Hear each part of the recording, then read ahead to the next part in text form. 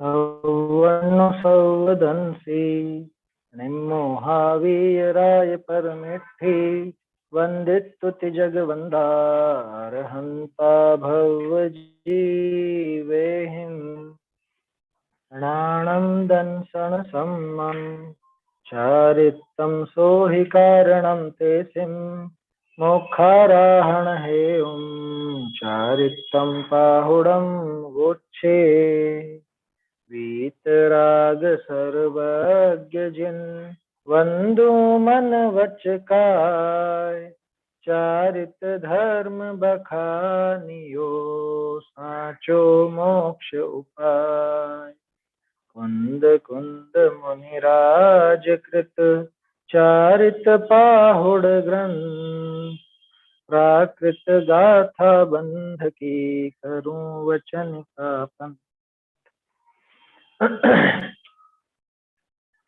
कुंद कुंदाचार्य देव का चारित्र पाहुड़ ग्रंथ है और इसके 35वीं गाथा पर कल अपन ने चर्चा की थी।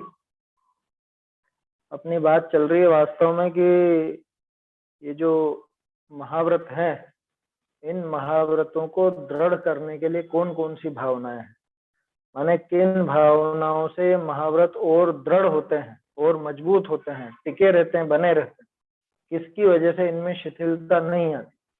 महाव्रत दृढ़ करना जरूरी क्यों है, यानी ये भावनाएं जरूरी क्यों है? अगर ये भावनाएं ना हो तो धीरे धीरे एक समय ऐसा है जब ये महाव्रत टूट ही जाता। इन भावनाओं के न होने पर अतिचार लगते हैं, अनाचार लगते हैं, दोष खड़े होते हैं और ये महाव्रत टूट जाता है। तो ये जो महान मार्ग है, मुनि दशा को तो साक्षात जैन दर्शन का है ना। तो मुनि मतलब मुनिराज का जो मुनि वेश है, मुनि लिंग शब्द है, मुनि लिंग का ही नाम जिन लिंग और मुनि लिंग का ही नाम जैन दर्शन, ऐसा अपन देख चुके हैं पहले दर्शन पाहुड़ में, सूत्र पाहुड़ में। तो उसकी सुरक्षा के लिए भावनाएं बहुत जरूरी। 4 की बात तो हो चुकी, 4 महाव्रतों की भावनाओं की। अब तो बात चल रही है यहाँ पे अपरिग्रह महाव्रत की 5 भावनाएं। जैसे उन चारों में अपन ने देखा था, वो चारों भावनाएं मतलब चारों महाव्रत की 5-5 भावनाएं वो उनको पुष्ट करती हैं। ऐसे ही ये अपरिग्रह महाव्रत की भावना भी अपरिग्रह महाव्रत को दृढ़। और देखो जैन मुनि किससे पहचाने जाते हैं? ये 5 महाव्रत जो हैं, इन 5 महाव्रत में अगर किसी का नाम लेना हो तो जैन मुनि पहचाने जाते हैं उनके अपरिग्रह। पूरा विश्व भी मोटे मोटे तौर पर यही देखता है कि जैनियों का जो अपरिग्रह सिद्धांत है वो बहुत गजब है। यही चर्चा होती है कभी यूनिवर्सिटियों में या इनमें जाओ, वहां के सेमिनार वगैरह में, तो अपरिग्रह पे बहुत बात होती। और अपरिग्रह का साक्षात रूप है मुनिराज, है ना। मुनिराज उस अपरिग्रह को धारण करते हैं और रंच मात्र भी परिग्रह अपने पास नहीं रखते हैं। ऐसा पूरे विश्व में कहीं और नजर नहीं आता। कोई कितना भी बड़ा हो जाए, कितने ऊंचे पद पर हो जाए, लेकिन कुछ ना कुछ तो उसके पास मिलेगा ही सही। कुछ ना कुछ भोग सामग्री या कुछ ना कुछ ये परिग्रह की सामग्री मिलती ही है। पूरे विश्व में जैन मुनि अकेले ऐसे हैं कि जिनके पास परिग्रह नाम की वस्तु ही नहीं। परिग्रह के नाम पर कुछ भी नहीं होता, कुछ भी नहीं। पीछे और कमंडल भी उनको रखने पड़ते हैं, है ना, क्योंकि संयम का साधन और शुद्धि का साधन वो अहिंसा का साधन है पीछे, इस वजह से रख। कमंडल तो शुद्धि का साधन है, इस वजह से रखनी पड़ती, नहीं तो उसके बिना दिक्कत खड़ी हो जाए। तो देखते हैं 5 अपरिग्रह महाव्रत की भावना। अपरिग्रह समनुन्नेषु सद्द परिसर, एक मिनट, सद्द परिसरस रूप गंधेषु,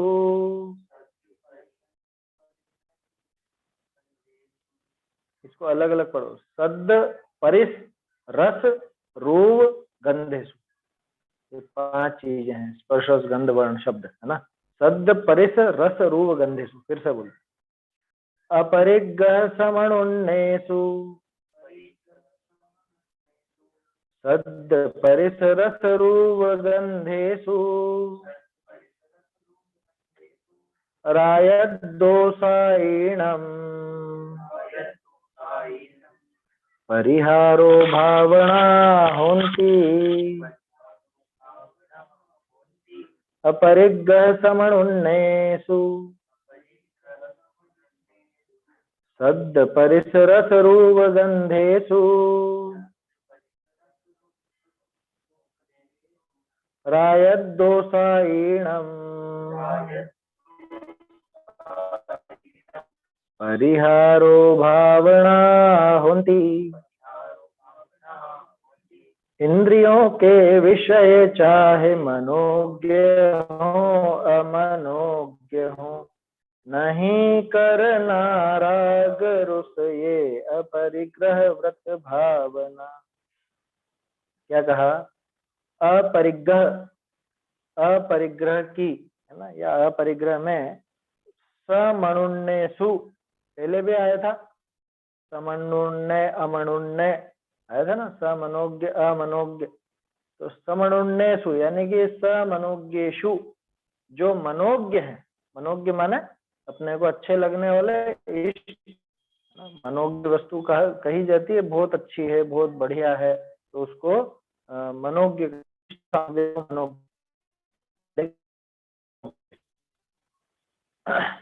सद् परिस रस रूप गंधेषु।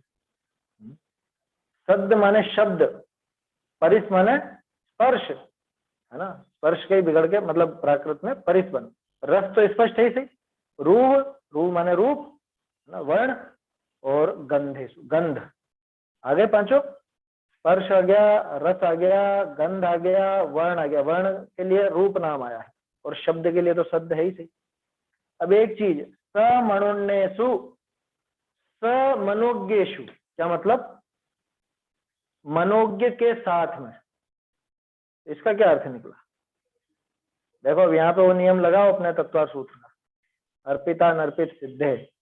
अर्पित वाक्य है समनोज्ञ, मनोज्ञ के साथ, तो अनर्पित क्या बना? कौन होगा? जब कह रहे मनोज्ञ साथ में, तो यानी कि मनोज्ञ से अलग हटके भी कुछ है, तो वो अमनोज्ञ। ठीक है, ये स शब्द जो है ना, ये अकेला स शब्द ही उस मनोज्ञ के साथ अमनोज्ञ को खड़ा कर। ये मनोज्ञ के साथ साथ शब्द, मतलब शब्द, स्पर्श, रस, गंध, वर्ण, ये मनोज्ञ के साथ साथ, क्या मतलब? ये मनोज्ञ और अमनोज्ञ दोनों, ये मनोज्ञ हो चाहे अमनोज्ञ हो, यानी कि अच्छे लगने वाले और बुरे लगने वाले, सीधे शब्दों में कहें तो इष्ट और अनिष्ट। टोडरमल जी ने जो अपने को नाम दिए हैं, अनुकूल या प्रतिकूल, अनुकूल हो, प्रतिकूल हो, इष्ट हो, अनिष्ट हो, कैसे भी हो, है ना, वो मनोज्ञ या अमनोज्ञ, शब्द, स्पर्श, रस, गंध, वर्ण, ये पांच इंद्रिय के पांच विशेष मतलब विषय हो गए। इनमें क्या करना?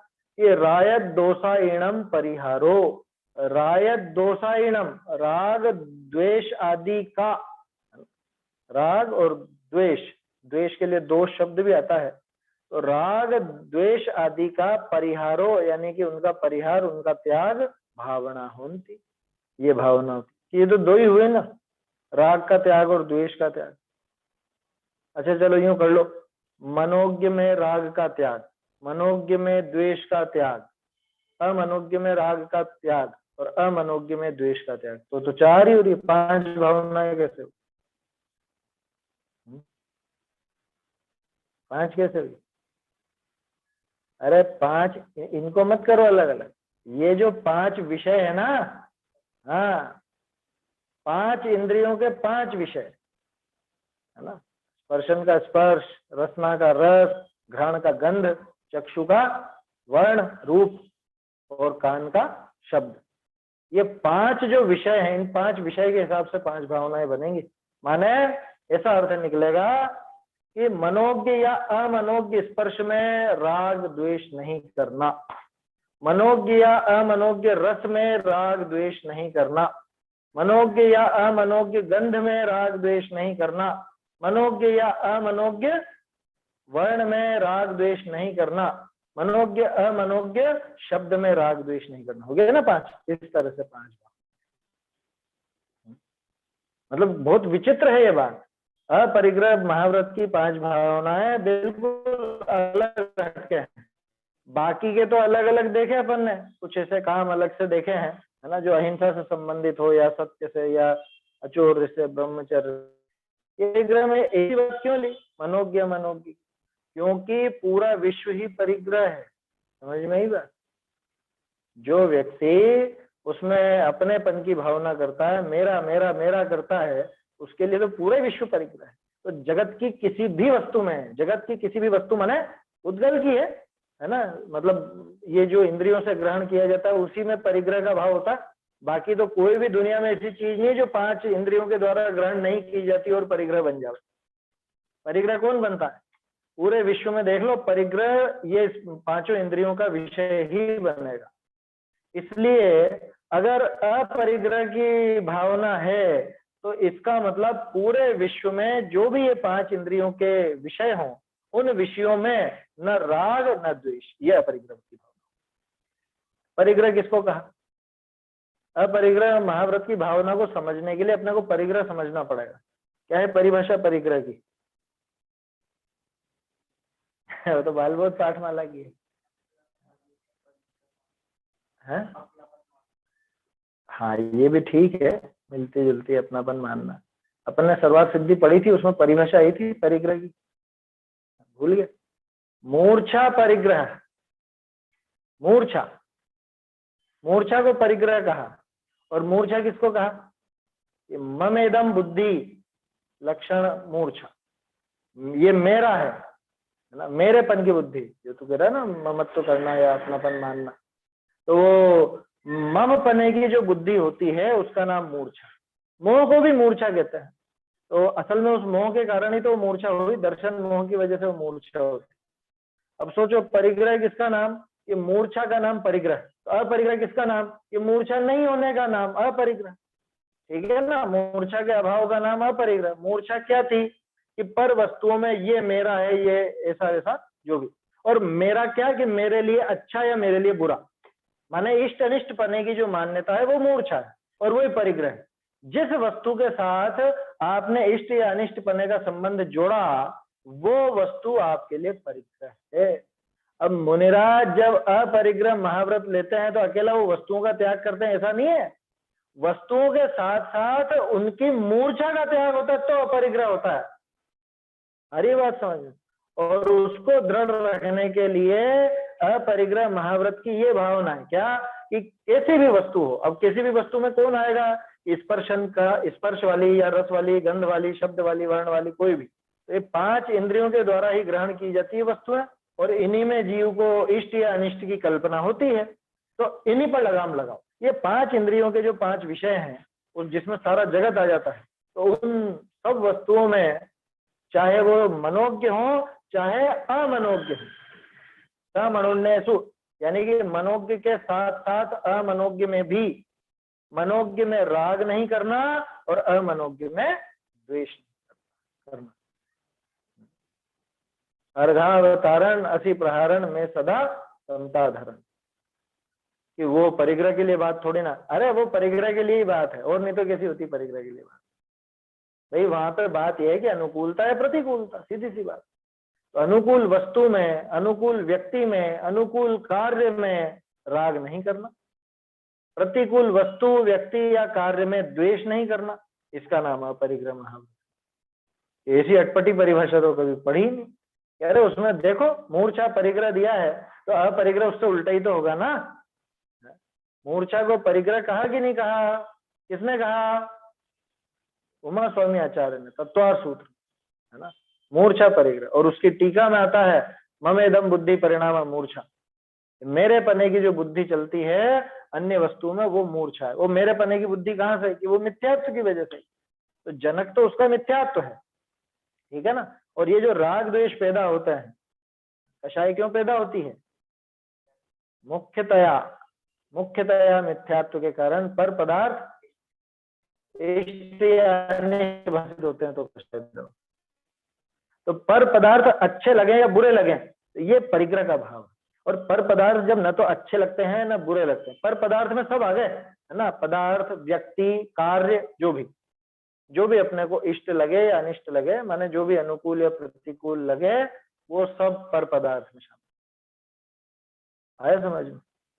तो इनमें राग और द्वेष का परिहार करना, ये है अपरिग्रह महाव्रत की 5 भाव। देखो 2-4 दिन पहले भी मैंने आपसे कहा था विषय बहुत सरल है ना, समझ में आने के लिए तो बहुत सरल है, लेकिन इसको अपनाना कितना मुश्किल हो जाता है कि बिल्कुल भी राग द्वेष मत करना, कि कोई गाली दे जरा गुस्सा नहीं होना, कोई शाबाशी दे या कोई तारीफ कर दे तो बहुत फूल करके कुप्पा नहीं हो जाए, अपने लोगों के लिए तो बहुत मुश्किल है। और मुनिराज का तो ये महाव्रत है, मुनिराज के लिए तो ये चीज महाव्रत है, उनके तो जीवन में सहज होता है काम। हमें जो इतना कठिन लगता है अपनाना, ये मुनिराज के जीवन की सहज प्रवृत्ति, सहज क्रिया है, समझ, इसलिए इतने महान होते हैं मुनिराज। हमसे ये काम होता नहीं है, और मुनिराज का तो जीवन ही यही कार्य है, ऐसा है। तो इसलिए ये समझ में तो आ गया होगा, स्पष्ट है बिल्कुल कि इनमें राग नहीं करना, इनमें द्वेष नहीं करना। थोड़ा सा इस पर चर्चा करते हैं अपन, किस किस में राग नहीं करना, द्वेष नहीं करना, विचार करो। खाने में नमक नहीं डाला आज मम्मी ने, है क्या करना अब, कि भोजन आज तो बिल्कुल बेस्वाद है, तो उसमें बेकार है, लेकिन चलो बोलेंगे नहीं, अपन बोलेंगे नहीं, ऐसा। अरे वो तो अंदर तो भाव हो ही गया, भाव आवे ही नहीं, आया समझ में? आज तो कैसा बेकार भोजन बना, या आज तो बहुत मजा आ गया, आज तो बहुत स्वादिष्ट है, क्या आज तो पसंद की मिठाई बन गई या पसंद की चीज बन गई। अब वहां पे सोचो होता है कि नहीं होता, राग या द्वेष आते ही नहीं आते। अपने दिन भर चलते हैं, ये हर काम में चलते, जो भी अपन कार्य करते हैं, चाहे घर का हो, चाहे व्यापार का हो, बाजार का हो, रिश्तेदारी का हो, और चीजों का हो, उसमें ये भावनाएं चलती चलती। बाजार में निकले, कुछ चीज अच्छी लगी, अरे वाह यार बहुत बढ़िया बहुत बढ़िया, ऐसी तो अपने पास नहीं, कपड़े अपने पास है, गाड़ी दिखी, कोई नई गाड़ी आई है बाजार में और कोई आज लेकर के आया है उसको, ये कार शानदार है, ये वाली कार हो, बोलो कौन सी चीज ऐसी जिसको देख करके राग द्वेष किए बिना रह जाता। तोडरमल जी ने तो लिखा ना, ये छद्मस्थ जीव की प्रवृत्ति ऐसी है, ये जिसको जानने जाता है वहां रागादि किए बिना रहता नहीं। कुछ भी जानने जाएगा माने कुछ भी इसको जानने में आएगा, ये राग द्वेष करे बिना रहता नहीं।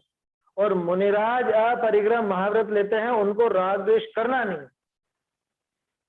नहीं है माने पाबंदी है? ये सहज ही ऐसा स्वरूप है, सहज स्वरूप है मुनिराज उनमें राग द्वेष की प्रवृत्ति करते नहीं, राग द्वेष की प्रवृत्ति जरा भी नहीं होती उनकी, और ये भावना लगातार भाते, तब जाके अपरिग्रह महाव्रत टिकता है। समझ में आ रही बात?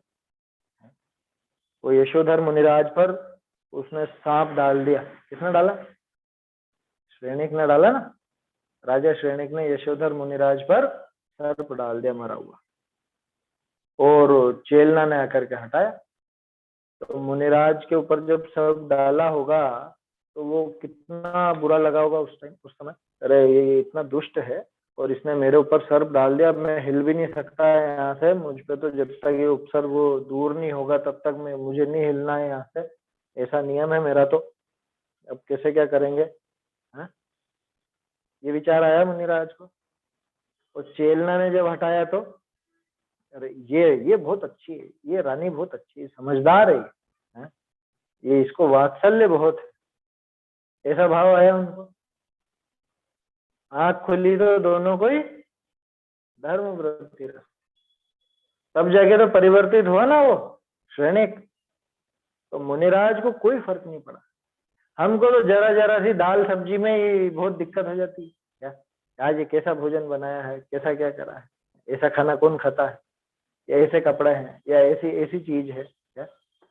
हर चीज में अपन राग द्वेष करते हैं, हर चीज में। कोई व्यक्ति कुछ कह दे तो अपने राग द्वेष खड़े हो जाते हैं, अरे ये छोड़ो, ये तो घर के काम हो गए, मंदिर तक भी कहाँ छूटते हैं, मंदिर में भी कहाँ छूट, पता नहीं किसको देख देख के कैसे क्या भाव आ जाता है। कोई व्यक्ति को देख करके अपने को चिढ़ छूटने लग जाए, किसी व्यक्ति को देख करके बहुत राग आ जाए, अरे देवशास्त्र गुरु के प्रति भी तो आता है ना। खैर उसकी बात तो यहाँ नहीं है, यहाँ तो लौकिक वस्तुओं की बात है, क्योंकि परिग्रह लौकिक वस्तुएं ही बनती। हाँ, लेकिन जिसने देवशास्त्र गुरु का स्वरूप न समझ करके उनमें भी मेरा तेरा करा या उनमें भी कुछ अपनी मान्यताएं बना ली, तो उसने तो उनको भी परिग्रह बना लिया है, समझ। उसके लिए तो वो भी परिग्रह हो गए। जैसे कि हमको तो चंद्रप्रभ जी का इष्ट है, हमको तो पार्श्वनाथ जी का इष्ट है, तो उसने उनको परिग्रह बना लिया, आया समझ। और यही वाले आदिनाथ जी या वहां वाले महावीर स्वामी, उसकी नजर में तो वो परिग्रह जैसे ही, उसकी नजर में वो सच्चे देव नहीं। उसने समझा ही कहाँ, सच्चा स्वरूप कहाँ समझा भगवान का।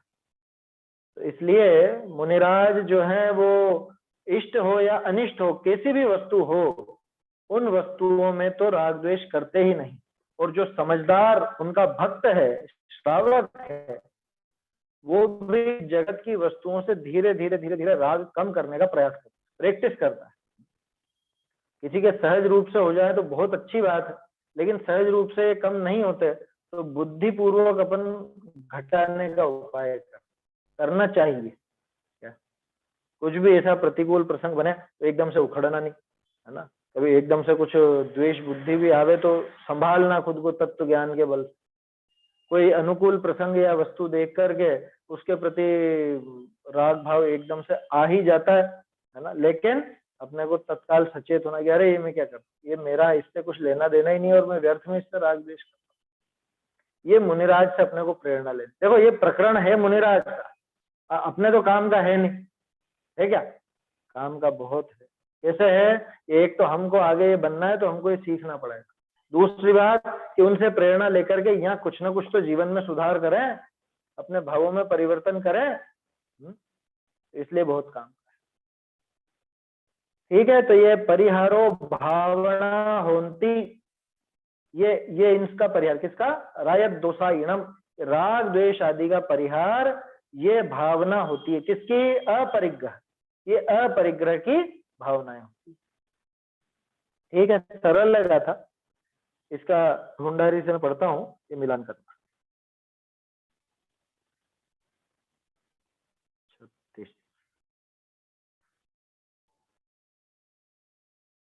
आगे पंचम महाव्रत की भावना कहे हैं, अर्थ देखो।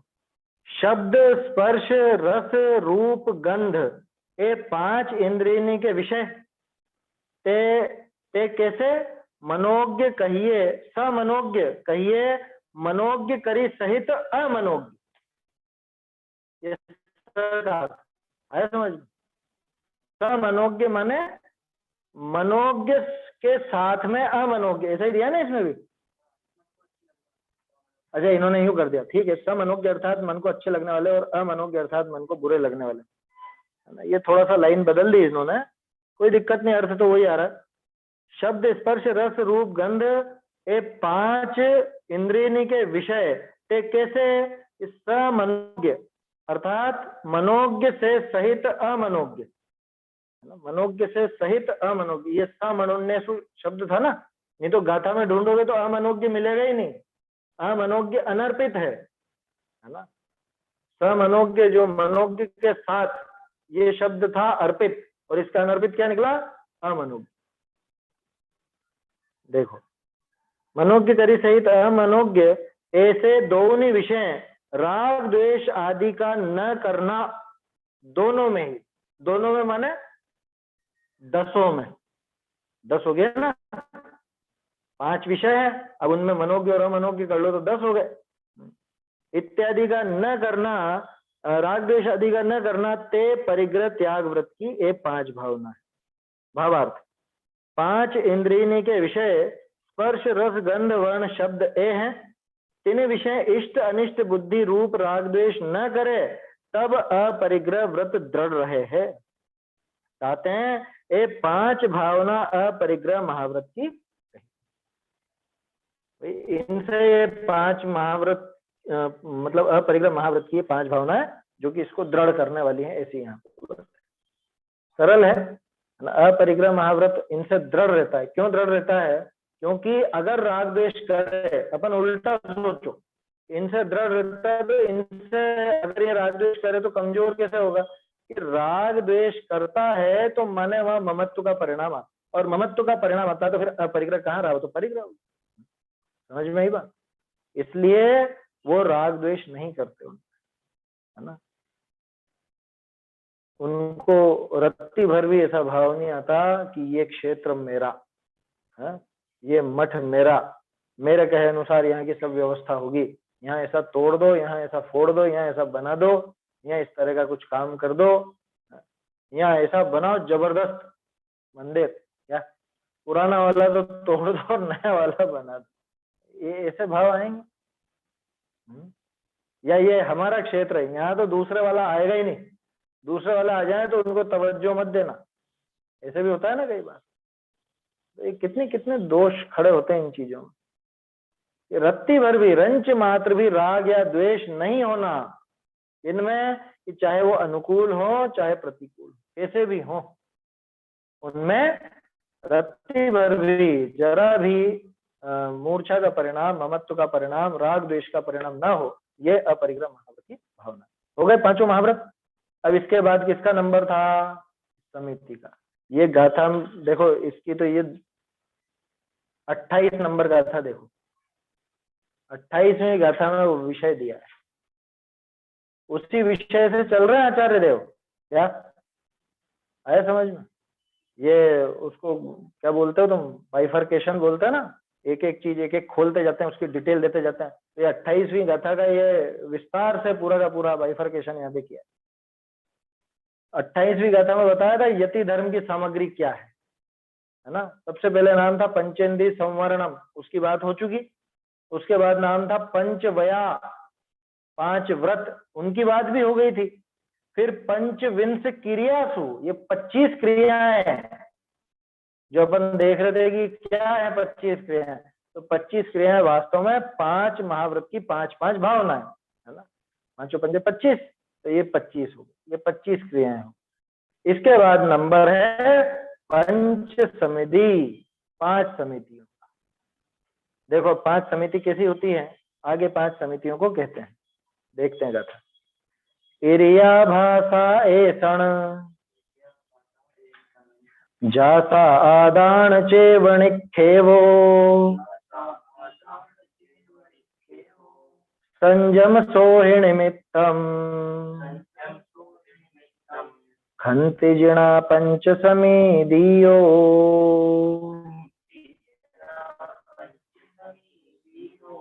इरिया भाषा ऐसण जासा आदान चेवणिखेवो संजम सोहि निमित्तम खंति जिणा पंच समीदियो। ईर्या भाषा ऐषणा आदान निक्षेपण सही एवं प्रतिष्ठापना संयम शोधमय समिति कही। 5 समितियों के नाम तो याद होंगे ही सही सबको, नहीं दिया? देखो आ जाएंगे इसमें। ईरिया, इरिया, इरिया असल में संस्कृत में होता है ईर्या, है ना। संस्कृत देखो इधर ऊपर पेज पर, हाँ इधर साइड वाले पेज पे ऊपर ही ऊपर ईर्या, यहाँ पे इसका संस्कृत दिया ना, तो ईर्या ऐसे लिखते हैं। ये प्राकृत में इरिया लिख दिया है। भाषा, भाषा, ऐसण माने ऐषणा, जा सा आदान चेव निखेवो, या यानी जो, है ना, जो है, सा यानी वह, आदान चेव निखेवो, आदान और निक्षेपण, ठीक है ना। अर्थ अभी देखेंगे, पहले शब्दों को समझ। संयम सोहि निमित्तम, संयम सोहि शोधि निमित्तम, शोधि माने शुद्धि, शुद्धि के निमित्त। खंति जिणा, खंति माने ख्यात करते हैं, प्रख्यात करते हैं, उनको बताते हैं, उनके संबंध में वर्णन करते हैं। कौन की? जिणा, जिनेंद्र भगवान। क्या बताते हैं ये? कि पंच समितियों, ये 5 समितियां जिनेंद्र भगवान ख्यापित करते हैं, इनकी व्याख्या करते हैं। कौन सी 5 समितियां? सबसे पहले तो ईर्या, दूसरी भाषा, तीसरी ऐषणा, चौथा आदान निक्षेपण और पांचवी प्रतिष्ठा। यहाँ पे शोधि निमित्तम, शोधि निमित्त का अर्थ वही है। देखो ईर्ष्या समिति किससे संबंधित है?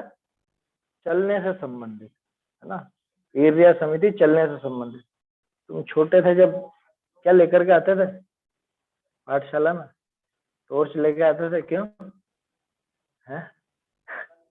देख देख करके चलना है। शाम के समय लगती थी पाठशाला, तो देख देख करके चलना है, इसलिए टॉर्च। तो मुनिराज हमेशा, मुनिराज चलेंगे रात को? रात का तो चलना ही नहीं। ईर्ष्या समिति में सिर्फ देख करके चलना इतनी बात नहीं है।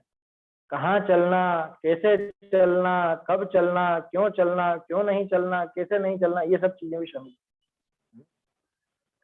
सूर्योदय और सूर्यास्त इनके बीच में ही गमन होगा। सूर्यास्त के बाद गमन नहीं करते मुनिराज कहीं भी, है ना। क्यों? क्योंकि उनके पास साधन नहीं है कोई रोशनी का, एक बात। दूसरी बात, रोशनी का साधन हो भी सही तो भी रात को जीवों की उत्पत्ति विशेष होती है, तो उनका तो घात होगा ही होगा, है ना। अपन टॉर्च जला के भी आ जाओ तो भी गमन में हिंसा तो है ही सही। और मुनिराज के तो अहिंसा महाव्रत है।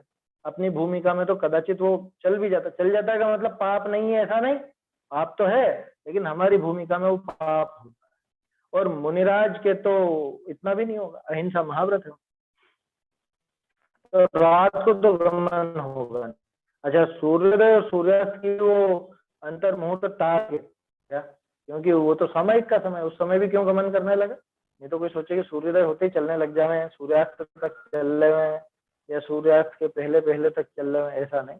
उसके अंतर मुहूर्त पहले या अंतर मुहूर्त बाद, सूर्योदय के अंतर मुहूर्त बाद तक और सूर्यास्त के अंतर मुहूर्त पहले, वो सब चीजें भी उसमें शामिल है ना। सामयिक का समय टाल कर कैसे गमन करते हैं? तो देख करके करते हैं। कहाँ तक देख करके? इधर उधर देख करके, नीचे जमीन पर 4 हाथ जमीन देख। 4 हाथ का हिसाब अभी कल परसों भी तो देखा था ना अपन ने। 4 हाथ क्यों? 3.5 हाथ का अपना शरीर हो।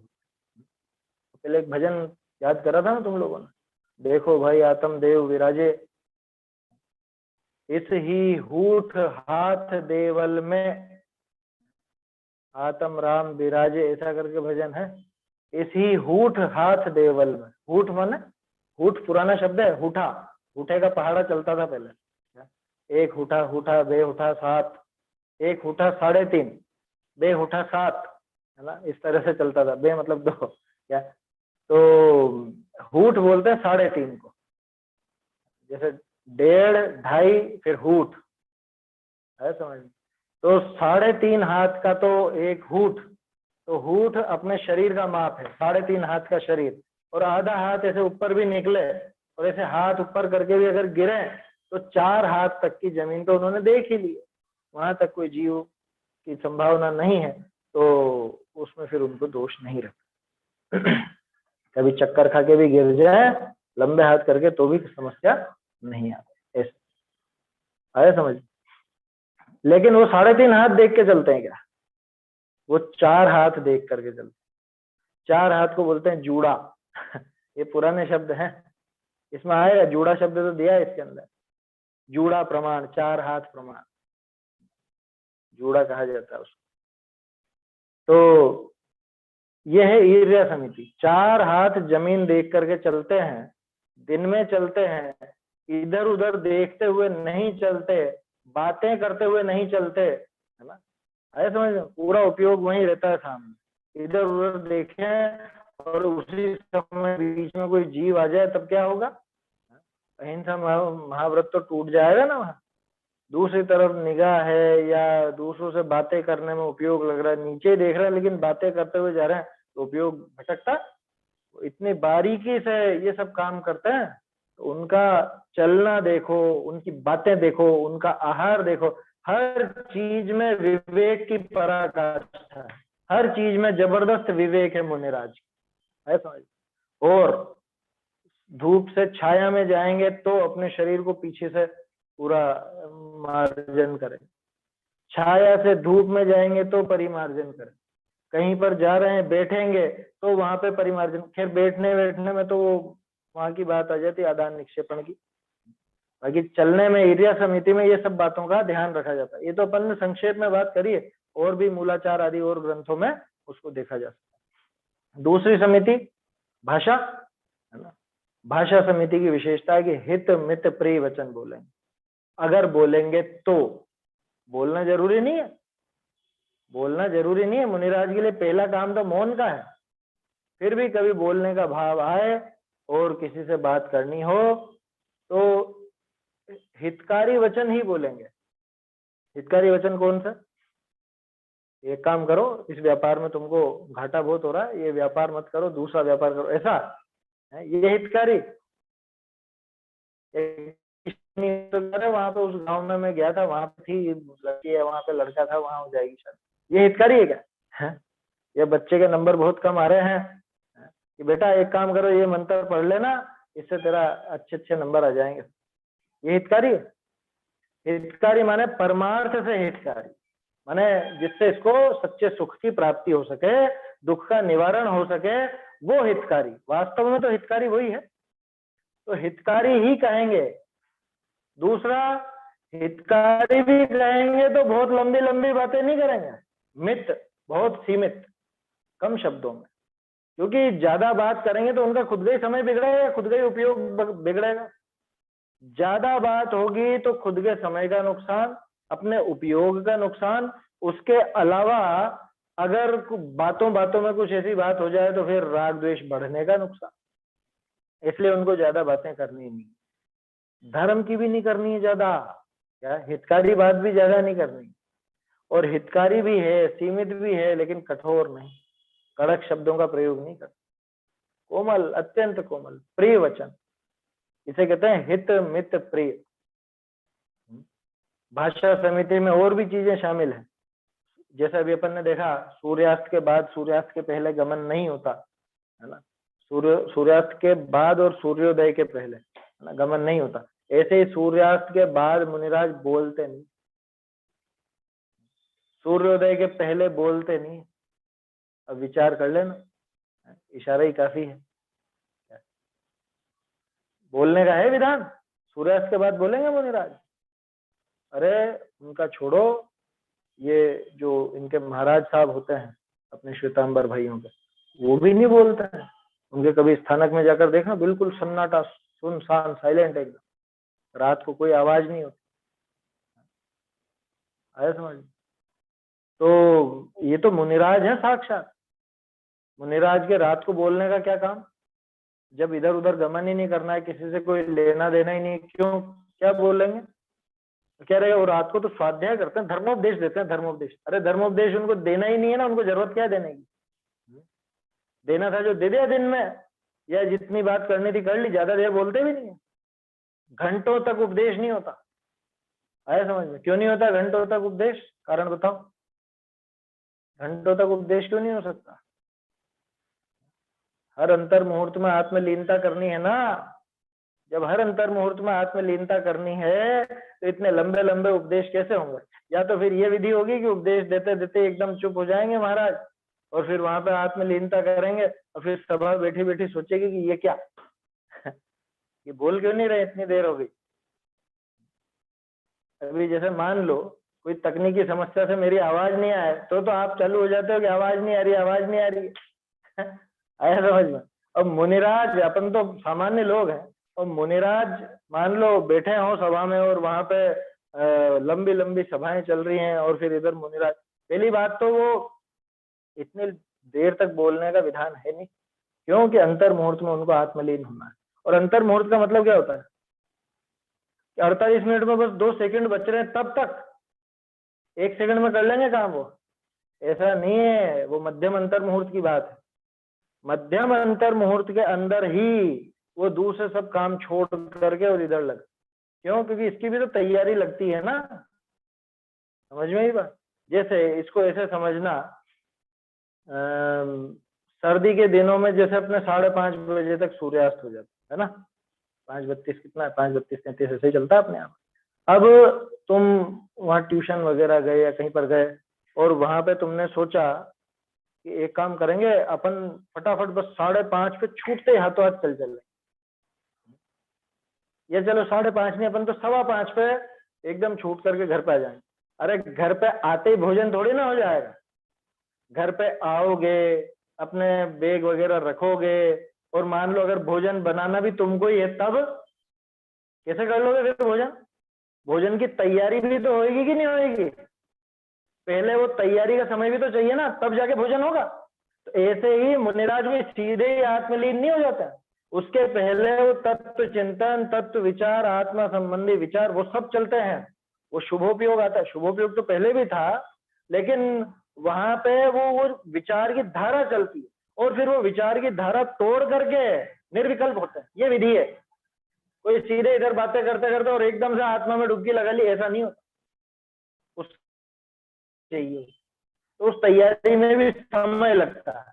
जैसे आते से ही कोई भोजन नहीं होता, आते से ही तो पहले तैयारी भी करोगे भोजन की, और वो सब बातें होंगी, उसके बाद भोजन होगा। तो ऐसे ही, इसलिए कभी अंतर मुहूर्त का अर्थ ऐसा मत समझ लेना कि हाँ हाँ अभी तो 45 मिनट हुए, 3 मिनट बाकी हैं, अब तो हो जाएंगे मुनिराज, ऐसे नहीं।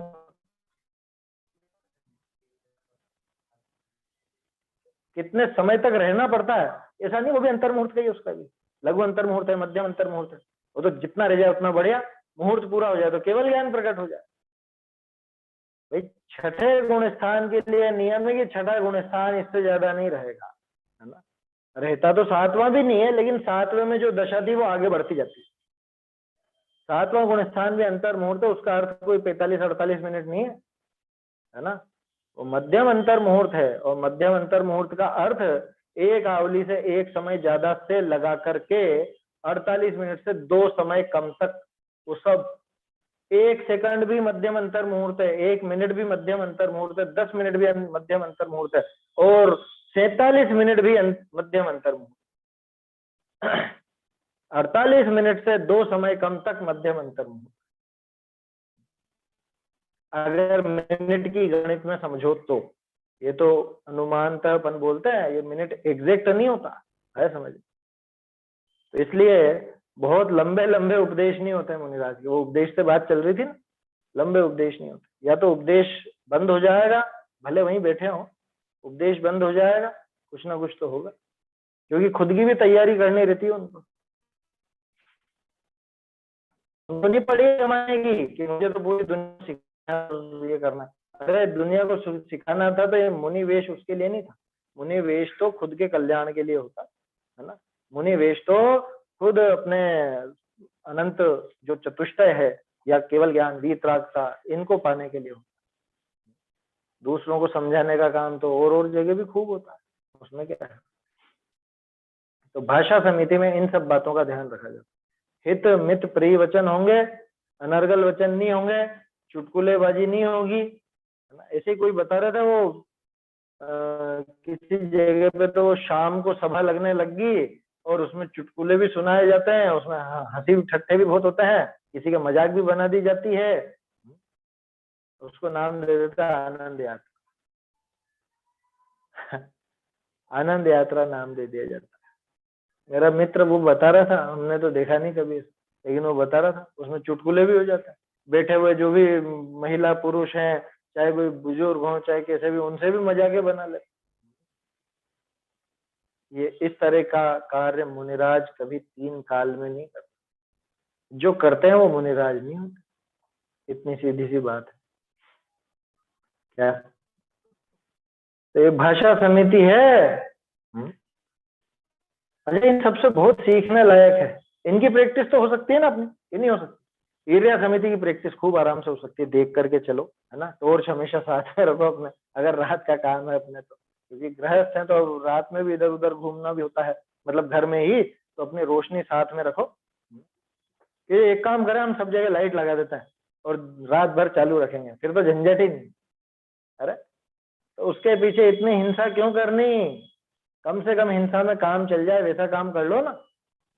मैं यहाँ बैठा हूँ और वहां की भी लाइटें बिना बात जल रही हो, ऐसा काम नहीं कर। काहे के लिए कि हम देख करके चलेंगे, इसलिए। अरे देख के चलना है तो पहली बात तो रात में आवागमन कम करो। उसके बाद भी अगर जरूरत हो, जहाँ रोशनी जल मतलब है ही सही, तब तो वहां दिक्कत नहीं है, लेकिन जहाँ नहीं तो वहां टॉर्च अपने साथ रखो। टॉर्च साथ में रखना ही चाहिए हमेशा।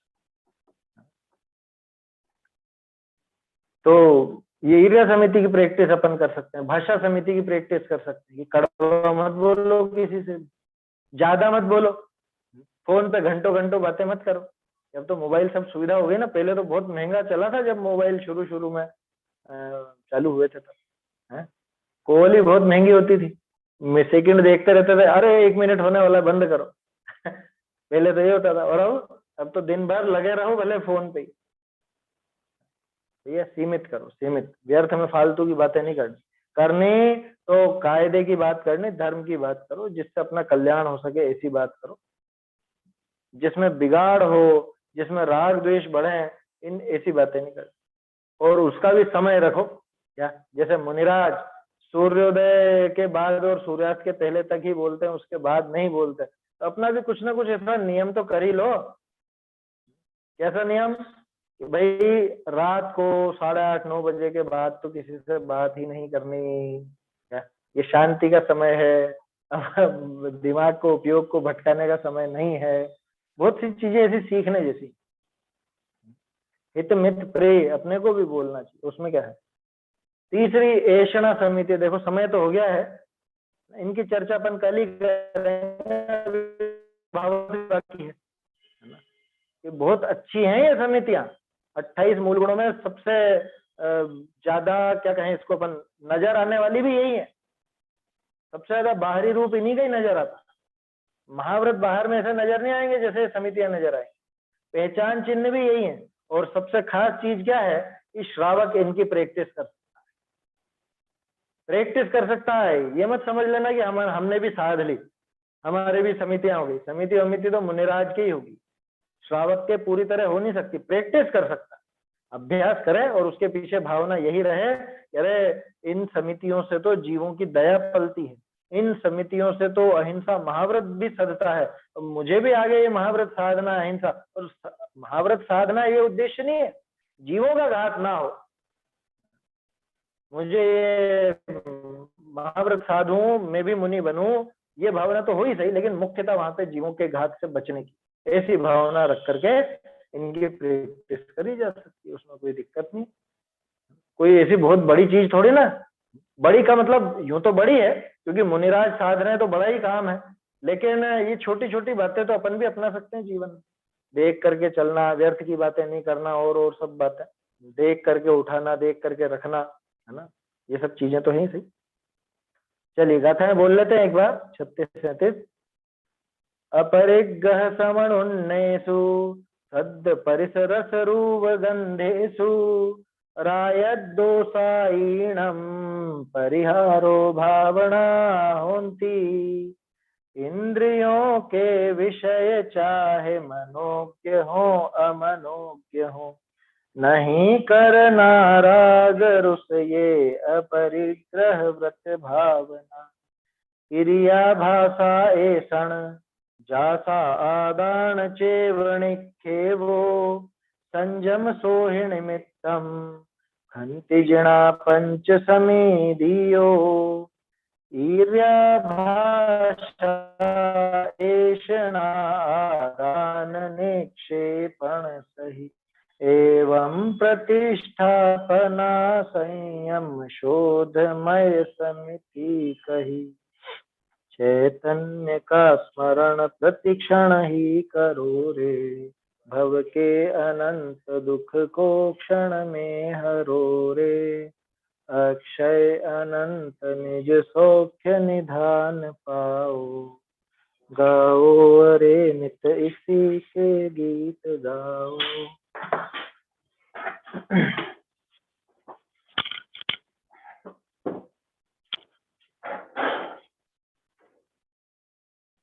जिनवाणी स्तुति।